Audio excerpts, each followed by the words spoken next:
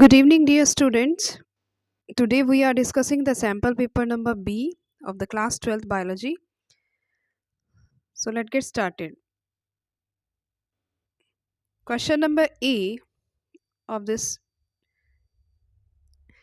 Number one question is diploid tissue in a angiosperm is. These are the MCQ question. Section A. Question number one. Nucellus. B is endosperm. C is endothecium and D is a tapetum. So triploid tissue कौन सा होता है? देखिए triploid tissue that is the ploidy level is 3n होती है इसकी ploidy level and right answer will be B endosperm. देखिए nucellus endothecium की नहीं होती, टैपिटम की भी नहीं होती, बट एंडोस्पर्म की जो है एक ट्रिप्लॉयड टिश्यू होता है that the ploidy level is 3n. Question number 2. pollen grains are well preserved as fossils because of the presence of number A sporopollenin, number B cellulose, number C lignocellulose, number D pectocellulose. देखिए pollen grain जो होता है that is covered by that is the layer is covered the layer that is exine layer and it is made up of the sporopollenin tissue. ठीक है, और ये बहुत ही hardest layer होती है, तो right option will B A. Question number third. The correct sequence of the hormones secreted from the beginning of the menstrual cycle is FSH progesterone estrogen. B is a estrogen FSH progesterone. Number C FSH estrogen progesterone. Number D estrogen progesterone FSH. देखिए right option will B, सबसे पहले देखिए क्या release होता है, FSH release होता है, then estrogen, then the progesterone. तो सबसे पहले जो सिक्रेशन जो है वो क्या है, FSH की होती है, तो right option will be C is the right option. Question number 4. Mode of the action of copper ion in the IUD is two. देखिए कॉपर आयंस का क्या यूज होता है, मोड ऑफ एक्शन जो है आईयूडीज में, इंट्रायूट्राइन जो devices होती है उसमें. Number A increase the moment of the sperm. Number B, decrease the moment of the sperm. C, make the uterus unsuitable for the implantation. Number D, make the cervix hostile to the sperm. ठीक है, तो mode of action copper ions का क्या रहेगा यहाँ पर, देखिए it decreases the moment of the sperm. ठीक है जी, तो option B is the right answer. Question number 5. The term nuclein for the genetic material was used by. Nuclein किसने दिया था, देखिए न्यूक्लिन टर्म दी थी मिस्टर ने. ठीक है, तो right option will be C. Question number 6. The woman has X linked condition on the one of the X chromosome. The chromosome be inherited by. देखिए एक वुमन है जो एक्स लिंक कंडीशन इसमें शो हो रही है. ठीक है, एक्स लिंक अगर मान लीजिए एक्स लिंक डिजीज़ है भी ये, तो क्रोमोसोम तो किस में मतलब कि चांसेस जो होंगे वो, देखिए अगर एक्स लिंक कंडीशन है वुमेन के अंदर एक्स क्रोमोसोम होता है, चाहे वो बॉय को जाए या गर्ल को जाए. ठीक है, अगर वाई लिंक्ड कंडीशन है तो वो तो सिर्फ जो है बॉय से रिलेटेड होगी, तो right option will be both the son and the daughters. Right option will be son and daughters. D will be right answer. Number 8th question. 100%. What is the genetic order? Question number 7. The DNA fingerprinting pattern of the child is number A exactly similar to both of the parents, 100% similar to the father DNA print. Number C 100% similar to the mother DNA print, 50% bend similar to the father and the rest similar mother. ठीक है, तो question number 7 में वही बात है कि भाई 50% जो है वो क्या होगा फादर से और 50% क्या होगा मदर से, तो D option will be right answer. Question number 8. What is a genetic disorder in which the individual has overall muscular development, gynaecomastia and the sterile condition. किसकी होगी sterile condition? Gynaecomastia. Obviously it is a B, Klinefelter syndrome. Question number 9. Which type of the selection is observed in the industrial melanism? Stabilizing, directional, disruptive या artificial? Obviously it is a stabilizing condition. ठीक है, Number 10 question is P plus Q whole square is equal to P square plus 2PQ plus Q square is equal to 1. It represents the equation used in population genetics, Mendelian genetics, biometrics या molecular genetics. The right option will be population genetics. Hardy Weinberg principle, ठीक है, Hardy Weinberg principle जो population genetics से related है, ठीक है, तो option A will be the right answer. Question number 11 earthworm is herbivore, secondary consumer, tertiary consumer या detritivore. 11th में तो obviously it is a detritivore, यानी right option will be D. Question number 12 secondary metabolites such as nicotine and the caffeine are produced by the plants for their nutritive value, growth response, defense action या effect on the reproduction. the right option will be जो secondary metabolite जैसे कि nicotine है या caffeine है तो ये defence action के लिए यूजेबल है, ठीक है. Right option will be the C is the right option. 13th question, the relationship between when one species is harmed and the other species remains unaffected, ठीक है. अमेंसलिज्म, प्रेडेशन, सिम्बायोसिस या parasitism. देखिए जिसमें ऐसी relationship है जिसमें एक को हार्म मिल रहा है और अदर रिमेन्स अनअफेक्टेड. अमेंसलिज्म यानी negative and zero. Amensalism is the right option. A is the right option. 14th question. Dash is not generally seen in the biodiversity hotspot. Number A, endemism. Number B, species richness. Number C, loss of the diversity. Number D, lesser interspecific competition. The right option will be the loss of the diversity. The right option will be C is the right option. Question number next. Assertion and the reason type questions. तो these are the statements. तो देखिए question number 15 vaccination is also called the preventive inoculation, ठीक है.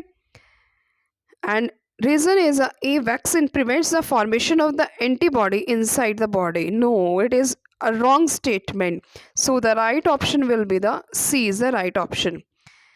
Question number 16. Antibodies have proven effective in the lowering the mortality rate. ठीक है. Reason is antibodies are used for preservation of the food like fresh meat, fish and the poultry. बिल्कुल गलत है ये antibodies. तो first is a ठीक है और second is a wrong statement. Then the option C will be the right option.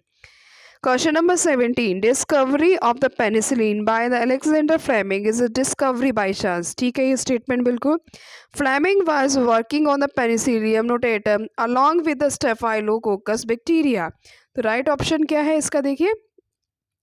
देखिए Fleming ने वर्क किया था सिर्फ पेनिसिलिन के ऊपर, ठीक है. पेनिसिलियम नोटेटम एक फंजाई थी, स्टेफाइलोकोकस बैक्टीरिया पे नहीं किया था. तो right option will be the C is the right option.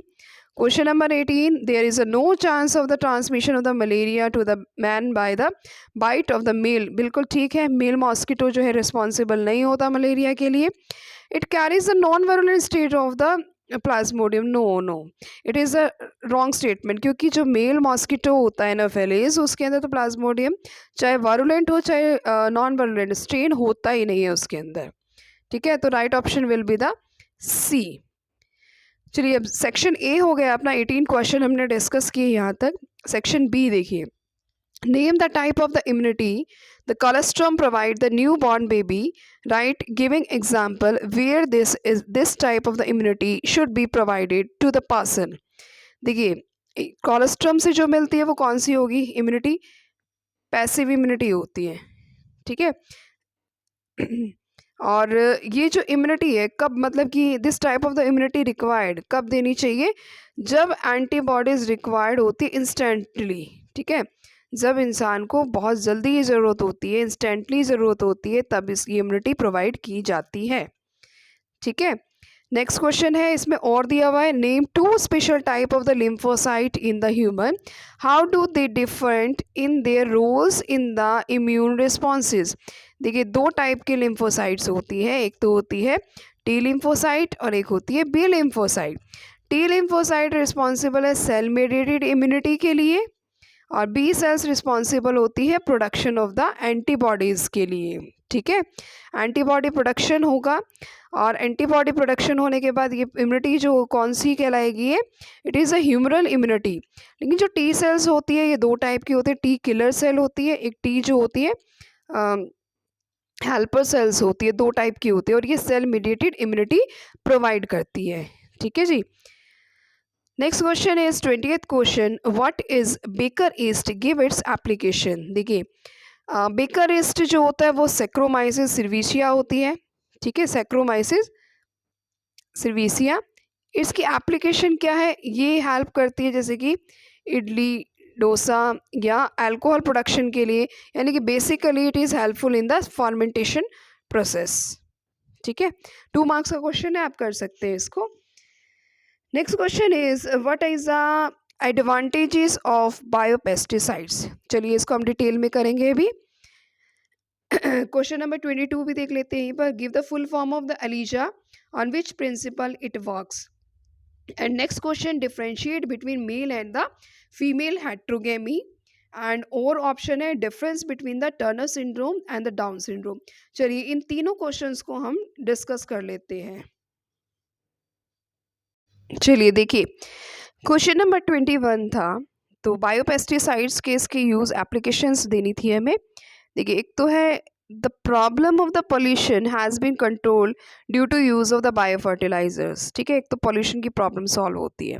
दूसरा, economic to use the bio fertilizer as compare to the chemical fertilizer. बिल्कुल ठीक बात है, बायो जो फर्टिलाइजर्स है वो ज़्यादा इकोनॉमिकल है as compare to the chemical fertilizers. Next question 22 था, एलिजा की फुल फॉर्म और इसकी एप्लीकेशन या प्रिंसिपल क्या है। देखिए, एंजाइम लिंक इम्यूनोसॉर्बेंट ऐसे होती है एलिजा की फुल फॉर्म। एंड नेक्स्ट, इसका प्रिंसिपल जो है वो एंटीजन एंटीबॉडी एसोसिएशन के ऊपर क्या करता है, बेस्ड है। नेक्स्ट 23 क्वेश्चन देखिए, मेल हेट्रोगेमी और फीमेल हेट्रोगेमी में डिफरेंसेस। देखिए, मेल हेट्रोगेमी का मीन्स होती है when the gamete produced by the male are different. For example जैसे कि ह्यूमन बींग्स में 2 काइंड ऑफ स्पर्म्स होते हैं, एक्स एंड वाई। ठीक है, तो या ड्रोसोफिला मेलानोगेस्टर में भी एक्स वाई ही होते हैं, यानी मेल जो है वो प्रोड्यूस करे डिफरेंट टाइप के गैमेट्स को, उसे कहते हैं मेल हेट्रोगेमी। फीमेल हेट्रोगेमी का अगर बात करें हम, तो फीमेल में जो प्रोडक्शन होती है गैमेट्स की, फीमेल में क्या होती है, डिफरेंट होती है। एग्जाम्पल जैसे कि बर्ड्स के अंदर है टर्की बर्ड्स है, जिसमें जेड जो है वो मेल रिप्रेजेंट करता है और ZW फीमेल रिप्रेजेंट करती है। तो यहाँ पर जो केस है वो फीमेल हेट्रोगेमी का आता है। नेक्स्ट क्वेश्चन आता है टर्नर सिंड्रोम और डाउन सिंड्रोम के ऊपर। देखिए, टर्नर सिंड्रोम जो है वो X0 टाइप होता है, और डाउन सिंड्रोम आपको पता ही है ट्राइसोमी ऑफ द 21 क्रोमोसोम होता है। ठीक है, दूसरा डिफरेंस यही है कि इसमें 45 क्रोमोसोम्स हो जाते हैं, इसमें 47 क्रोमोसोम हो जाते हैं। टर्नर सिंड्रोम के अंदर जो फीमेल होती है उसमें रूडिमेंट्री ओवी प्रोडक्शन हो जाता है, एंड रिड्यूस जो है मेंस्ट्रुएशन साइकिल है। डाउन सिंड्रोम के अंदर जो होती है, एक तो जैसे आप कह सकते हैं कॉन्जेनाइटल हार्ट डिसीज़ होती है, पाम कीज होती है इसके अंदर, और जो सिम्टम्स हैं इसके डाउन सिंड्रोम के वो मेंटली रिटार्डेशन भी है। देखिए, क्वेश्चन नंबर 24 क्या कह रहा है, जेनेटिक DNA जो है वो बेस्ट जेनेटिक मटेरियल है, वो क्यों है, जेनेटिक मटेरियल क्यों है ये। तो DNA जेनेटिक मटेरियल क्यों है, that is because it is chemically and structurally, एक तो क्या होता है ये स्टेबल होता है। ठीक है, दूसरा क्या है, it is undergoing slow changes that it required for the evolution, यानी स्लो चेंज होते हैं इसमें as compare to the RNA। और दूसरी चीज़ क्या है, केमिकली और स्ट्रक्चरली क्या होता है, ये स्टेबल होता है। ठीक है, तो 24 का ये आंसर था। अब नेक्स्ट जो है 25th क्वेश्चन क्या कह रहा है, कन्वर्जेंट और डाइवर्जेंट एवोल्यूशन में क्या क्या डिफरेंसेस हैं। देखिए, कन्वर्जेंट एवोल्यूशन क्या कह रहा है, एक तो कन्वर्जेंट एवोल्यूशन में आ जाते हैं एनालॉगस ऑर्गन्स, डाइवर्जेंट में आ जाते हैं होमोलोगस ऑर्गन्स। और एनालॉगस जो ऑर्गन्स होते हैं वो कन्वर्जेंट इवोल्यूशन शो करते हैं, होमोलॉगस ऑर्गन डाइवर्जेंट शो करते हैं। Example wings of the bat and the insect. और वर्टिब्रल के अंदर वर्टिब्रेट फॉरलिम्स जो है डाइवर्जेंट इवोल्यूशन का क्या है, एग्जाम्पल है। ठीक है, तो 25 क्वेश्चन हमने डिस्कस किए। सेक्शन सी अब हम डिस्कस करते हैं। सेक्शन सी के अंदर जो है 3 मार्क्स के क्वेश्चन हैं, उनको हमने डिस्कस करना है अब। देखिए सेक्शन सी में दिया हुआ है 26 question, what is mega sporogenesis, explain the development of the 8 nucleate embryo sac in the flowering plant. देखिए मेगा स्पोरोजेनेसिस क्या होता है, formation of the mega spore. ठीक है, और ये जो स्टेज होती है वो क्या है, 7 सेल एंड 8 न्यूक्लिएटेड स्टेज होती है। तो एनसीईआरटी में चैप्टर नंबर 2 के अंदर ये गिवन है, जिसमें हमने यहाँ पर जो लास्ट जो एम्ब्रियो सेक बनेगा यहाँ पर देखिए 3 तो एंटीपॉडल सेल्स है, यहाँ पर एक एग सेल होती है, 2 सिनर्जिड्स होती हैं, बीच में सेंट्रल सेल्स होती है जिसमें 2 पोलर न्यूक्लियाई होती है। तो मेगास्पोरोजेनेसिस से हम स्टार्ट करेंगे। तो यहाँ पर फर्स्ट जो एमएमसी सेल होती है, megaspore mother cell, first cell जो है यहाँ पर इस तरह से एमएमसी सेल है, ये डिवीज़न होती है 2 में, देन 4 में डिवाइडेड हो जाती है, जिसमें से 3 डिस्ट्रॉय हो जाती है, एक ही रह जाती है। अब इसकी जो ये मेगास्पोर बना है यहाँ पर, ये मेगा गैमेट जो बना है, यहाँ से डिवीजन स्टार्ट होती है 1, देन अगेन स्टार्ट होती है 2, देन 4 डिवीज़न डिवाइड हो जाती है 4 में, देन यहाँ पर 8 स्ट्रक्चर यानी कि 8 सेल्स हो जाती है, जिसमें 3 एंटीपॉडल सेल्स बन जाती है, नीचे आ जाती है ये, एक एग सेल, 2 सिनर्जिड्स बन जाती हैं और 2 यहाँ पर सेंट्रल सेल फॉर्म हो जाती है। तो ये हमने पूरा डायग्रामेटिकली यहाँ पर रिप्रेजेंट करना है। तो ये स्ट्रक्चर आप कर सकते हैं एनसीईआरटी में से। चलिए नेक्स्ट क्वेश्चन है, describe the characteristic features of the wind pollinated flowers. एक तो देखिए विंड पॉलिनेटेड जो फ्लावर्स होंगे जिनमें पॉलिनेशन होती है, एक तो ये हल्के होने चाहिए यानी कि लाइट वेटेड होते हैं, ठीक है, फीदर्ड होते हैं ताकि आराम से क्या है हवा में आराम से उड़ सके, फीदर्ड होते हैं, लाइट वेटेड होते हैं। ठीक है, तो विंड पॉलिनेटेड फ्लावर्स के ये कुछ सिग्निफिकेंसेस हैं, करेक्टरिस्टिक्स हैं। क्वेश्चन नंबर 27 डिस्कस करते हैं, how would you find out the genotype of the pea plant with the violet flower, explain with the help of the Punnett square showing the cross. देखिए genotype of violet flowers का कैसे बताएंगे P plant के अंदर। देखिए violet को मैं represent कर रही हूँ यहाँ पर डब्लू से, और वाइट को कर रही हूँ यहाँ पर स्मॉल डब्लू से। हमने जीनोटाइप बताना है वायलेट फ्लावर्स का। देखिए अगर हम इसको पुनेट स्क्वायर के अंदर लें, इनके गैमेट्स बना लिए हमने यहाँ पर और पुनेट स्क्वायर के अंदर इस तरह से डाल दिया। देखिए यहाँ मैं लिख रही हूँ डब्लू कैपिटल, ये है स्मॉल, इसको आप क्रॉस कीजिए इस तरह से, small W small W small W, यानी ये सारे के सारे कैसे दिखे हैं हमें, वॉयलेट। अब यहाँ पर पता लग रहा है कि अगर हाइब्रिड कंडीशन भी है तो डब्लू और स्मॉल डब्लू ये भी वॉयलेट है और कैपिटल है वो भी क्या है, वॉयलेट है। तो आप पुनेट स्क्वायर से रिप्रेजेंट करके इसको इजीली दिखा सकते हैं। ये F1 जनरेशन है। देन इसके बाद अगर F2 जनरेशन आप दिखाना चाह रहे हो तो F2 में आप सेल्फ क्रॉस कर दीजिए इसको इस तरह से, ये सेल्फ क्रॉस कर दिया और पुनेट स्क्वायर फिर से दिखाइए यहाँ पर इस तरह से, W small W small W, अब W capital, W small W capital, W small W small W. ठीक है, तो ये जो है फर्स्ट वाला जो कैपिटल डब्लू है, इट इज़ अ वॉयलेट, ये भी वॉयलेट और लास्ट वाला क्या आ गया यहाँ पर, वाइट कलर का, यानी रेशो जो आया वो क्या आया, 1:1, 3:1 आया, जो क्या है फिनोटिपिक रेशो है। जीनोटिपिक रेशो इसका क्या आया, 1:2:1 आया। ठीक है, तो इस तरह से आप इसको रिप्रेजेंट कर सकते हैं।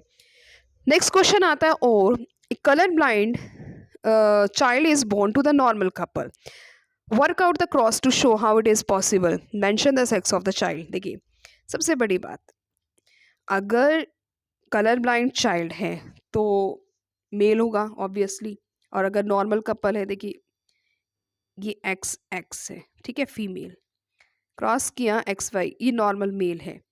अब यहाँ पर पता ही है आपको, carrier of the disease female carrier है, क्रॉस कीजिए X C X, X C Y, ये आ गया कलर ब्लाइंड। ये सब क्या है, नॉर्मल एक्स एक्स, ये भी क्या है, नॉर्मल है।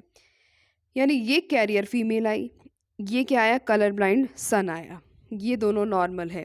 तो यहाँ से पता ही लग रहा है सेक्स ऑफ द चाइल्ड अगर है तो वो मेल होगा, और जीनोटाइप जो है वो ये है पेरेंट्स की, X C X X Y. ठीक है, आप इसको नोट डाउन कर सकते हैं। Next question, what are plasmid, what is the role of in the biotechnology. ठीक है, प्लाज्मिड्स क्या होते हैं, एक्स्ट्रा क्रोमोसोमल पार्ट होते हैं बैक्टीरियल क्रोमोसोम के, सॉरी बैक्टीरिया के। और रोल इन द बायोटेक्नोलॉजी बहुत ही इजी है। देखिए रोल इसका बायोटेक्नोलॉजी में, एक तो वेक्टर की तरह से यूज़ किया जाता है इसको, ठीक है, जहाँ पर भी सीजर से कट लगना है वो प्लाज्मिड्स के अंदर ही होता है। ठीक है, जो जेनेटिक इंजीनियरिंग सारी की सारी हो रही है वो किस में हो रही है, प्लाज्मिड्स में ही हो रही है। एग्जाम्पल इसका अगर देना चाहे तो आप इको R1 यानी कि PBR 322 का एग्जाम्पल दे सकते हैं, जो प्लाज्मिड है किसका, इकोलाई का। ठीक है, next question, what are the 3 types of the ecological pyramid with the example. 3 pyramids कौन कौन से होते हैं, देखिए एनर्जी वाला एक तो, और क्या कहते हैं, नंबर ऑफ द पिरामिड से है, यानी कि नंबर ऑफ द इंडिविजुअल से है, एनर्जी लेवल से है, और क्या कहते हैं, बायोमास से रिलेटेड है। तो ये NCERT बुक में दिया हुआ है, आप कर सकते हैं। नेक्स्ट आता है, why should we conserve biodiversity, conserve क्यों करते हैं बायोडाइवर्सिटी को, NCERT में बहुत अच्छे से मेंशन किया हुआ है। एक तो ब्रॉड यूटिलेरियन एरियाज़ हैं इसके, नैरो यूटिलेरियन एरियाज़ है, कुछ एथिकल यूज़ आते हैं। ब्रॉडली एथिकल, ब्रॉडली जो यूटिलेरियन एरियाज़ है उसके अंदर तो यही है कि भाई हमें जो है ब्रेथिंग जो है हमारी, यानी कि सांस लेने के लिए वो सबसे ज़्यादा ज़रूरी क्या है, ऑक्सीजन पे हम डिपेंड करते हैं, इसलिए हमें कंजर्व करने हैं फॉरेस्ट को। ठीक है, नेक्स्ट जो है नैरो यूटिलेरियन एरिया, यानी कि बहुत सारी चीज़ों के लिए हम किस पे डिपेंड करते हैं, बायोडाइवर्सिटी पे डिपेंड करते हैं। रबड़ के लिए हम बायोडाइवर्सिटी पे डिपेंड करते हैं, पेपर के लिए, वुड के लिए, फ्यूल के लिए, कोल के लिए, सब के लिए हम किस पे डिपेंड करते हैं, बायोडाइवर्सिटी पे। कुछ एथिकल यूजेस हैं बायोडाइवर्सिटी के, जैसे कि पीपल है, तुलसी है, ये सब प्लांट्स जो है इनको कंजर्व करना बहुत ही ज़रूरी है। ठीक है, NCERT में मेंशन किया हुआ है, आप इजीली वहाँ से 3 मार्क्स का क्वेश्चन प्रिपेयर कर सकते हैं। अब देखिए question number, section number D, यहाँ पर जो क्वेश्चंस हैं, read the following and answer any 4 question from this. देखिए population is defined as a total number of the individual of the species present in a particular area at a given time. The scientific study of the human population is called the demography. The rapid increase in the population over a relatively short period is called the population explosion. 4 basic processes involved in the increase or decrease in the population size. Population show 2 type of the growth, exponential or logistic. अब देखिए यहाँ पर question number 1 दिया हुआ है, right the 2 factor which increase और decrease the population size. कौन कौन से जो 2 फैक्टर्स हैं जिसके कारण पॉपुलेशन का साइज बढ़ रहा है या घट रहा है। देखिए एक तो होता है मोर्टेलिटी रेट, और एक क्या होता है, नेटालिटी रेट। इंक्रीज हो रही है पॉपुलेशन तो नेटालिटी यानी बर्थ रेट से, डिक्रीज हो रही है तो मोर्टेलिटी से। इंक्रीज के लिए बर्थ रेट यानी कि नेटालिटी, ठीक है, डिक्रीज के लिए मोर्टेलिटी यानी कि डेथ रेट रिस्पॉन्सिबल है। The shape of the curve have the logistic, देखिए लॉजिस्टिक ग्रोथ कर्व क्या होता है, एस शेप्ड होता है। Diagrammatically represent the exponential and logistic growth curve, ये बहुत अच्छे से NCERT में गिवन है ही। ये देखिए इस तरह से हम इसको ड्रॉ कर सकते हैं पॉपुलेशन का, इस तरह से, और J शेप को आप ऐसे रिप्रेजेंट कर सकते हैं यहाँ पर। ठीक है, given on the time period population जो है इजीली आप इसको दिखा सकते हैं। ठीक है, लॉग स्केल के ऊपर हमने इसको रिप्रेजेंट करना है। और दिया हुआ है यहाँ पर, right the cause of the population, population explosion के क्या कारण है। एक तो यही है कि भाई नेटेलिटी यानी कि बहुत ज़्यादा बढ़ रही है, पॉपुलेशन एक्सप्लोजन हो रहा है जिसके कारण। और दूसरा हम कह सकते हैं कि बहुत सारे जितने भी जैसे कि मेडिकल ट्रीटमेंट है उसके कारण भी पॉपुलेशन एक्सप्लोजन हो रहा है। पॉपुलेशन कंट्रोल ना करना यानी कि 2 से दो ज़्यादा चिल्ड्रन प्रोड्यूस होना वो पॉपुलेशन एक्सप्लोजन का कारण है। नेक्स्ट है case study. He read the following and the answer the 4 question. देखिए, Rajesh, Ravi, and Rohit are the roommates. They are doing their graduation. Few months back, Ravi fell ill and he took around 3 weeks to recover. Both these friends were absolutely healthy that time. After some time, Rajesh also fell ill by the some disease. This time, Ravi and Rohit both contracted the same illness. ठीक है, अब first आता है, is Ravi suffering from the genetic disease. देखिए, genetic disease तो नहीं होगी यहाँ पर, no. Why Rajesh friend suffer, क्योंकि ये कम्युनिकेबल डिसीज होगी यानी कि इन्फेक्शियस डिसीज होगी, जिसके कारण क्या है, राजेश के फ्रेंड भी सफ़र हो गए। डिफरेंस बताने कम्युनिकेबल और नॉन कम्युनिकेबल। कम्युनिकेबल होती है जो एक से दूसरे को फैलती है, यानी it spread from one person to the another, it is a communicable.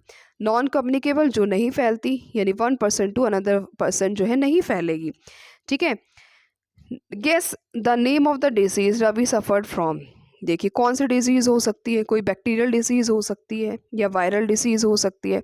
Viral में कफ एंड कोल्ड हो सकता है। ठीक है, इसके अलावा और भी डिसीज़ जैसे कि टाइफाइड है, निमोनिया है, ये डिसीज़ क्या होती है, कम्युनिकेबल डिसीज़ होती हैं। चलिए नेक्स्ट क्वेश्चन सी ई है। Describe the role of the Agrobacterium tumefaciens in the transforming plant cell और दिया हुआ है draw the label diagram of the bioreactor. देखिए, दोनों ही क्वेश्चंस जो है बायोटेक्नोलॉजी पार्ट से हैं, वहाँ से एनसीईआरटी से आप तैयार कर सकते हैं। Describe the process of DNA fingerprinting, chapter number जो अपना है 5th है, molecular basis of genetics. What is translation, ये सेम दोनों ही क्वेश्चन वहाँ से हैं। इस पर मैंने वीडियो तैयार कर रखी है, आप बायोलॉजी बाय एकता चैनल पे आप देख सकते हैं इसकी डिटेल्स को। क्वेश्चन नंबर 35, क्योंकि ये 5 मार्क्स के क्वेश्चन हैं ये, तो इसको पूरा ही एक्सप्लेन करना पड़ेगा। देखिए नेक्स्ट क्वेश्चन है 35, the zygote passes through several development stages till the implantation. Describe each stage briefly with the suitable diagrams given in NCERT also. What is the changes in the oogonia. ठीक है, तो ये menstrual cycle वाला जो diagram है वो बना सकते हैं यहाँ पर, या फिर एक जो ओवरी का डायग्राम दिया हुआ है एनसीईआरटी में उसको हम ड्रॉ कर सकते हैं। ठीक है, मैं एक लाइट व्यू आपको जरूर दे देती हूँ यहाँ से। ये देखिए, फर्स्ट जो है Agrobacterium. Agrobacterium tumefaciens is a natural pathogen for the several dicot plant. It deliver a piece of DNA to transform the normal plant to the tumour. ठीक है, the tumour introducing plasmid of the Agrobacterium tumefaciens has been modified into the cloning vector which is no more pathogenic to the plant but it is able to use the mechanism and to deliver या gene of interest to the variety of the plants। ठीक है, bioreactor का diagram देखिए ये बना हुआ है, यहाँ पर आप बना सकते हैं इसको, एनसीईआरटी में गिवन है ये। नेक्स्ट है डीएनए फिंगरप्रिंटिंग वाला क्वेश्चन था।